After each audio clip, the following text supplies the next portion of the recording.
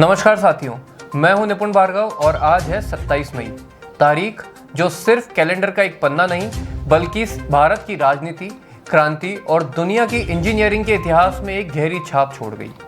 शुरुआत करते हैं 27 मई 1964 से। सुबह के लगभग 8 बज रहे थे जब देश को वो खबर मिली जिसने करोड़ों दिलों को थाम दिया। पंडित जवाहरलाल नेहरू नहीं रहे। आजादी के बाद भारत को एक लोकतांत्रिक आधुनिक राष्ट्र बनाने वाले इस नेता की सोच सिर्फ लाल किले तक सीमित नहीं थी। उनकी कल्पना विज्ञान, शिक्षा और पंचशील के रास्ते देश को आगे बढ़ाने की थी। लेकिन नेहरू सिर्फ एक प्रधानमंत्री नहीं थे, वे भारत के पहले भावनात्मक राष्ट्राध्यक्ष भी थे।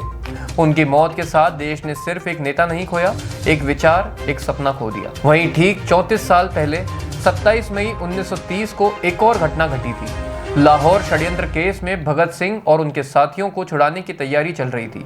इसी कड़ी में एक गुप्त बम परीक्षण किया जा रहा था, लेकिन उस दिन बम फटा और क्रांतिकारी भगवती चरण वोरा शहीद हो गए।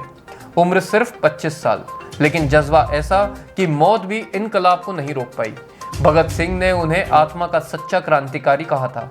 आज की पीढ़ी उनके नाम से अनजान भले ही हो, लेकिन देश की आज़ादी की नींव में उनका लहू शामिल है। इसके अलावा 27 मई को ही 1937 में अमेरिका में एक ऐसा चमत्कार हुआ था जिसे देखकर दुनिया ने कहा, इंसान अगर ठान ले तो समंदर भी रास्ता दे देता है। हम बात कर रहे हैं गोल्डन गेट ब्रिज की।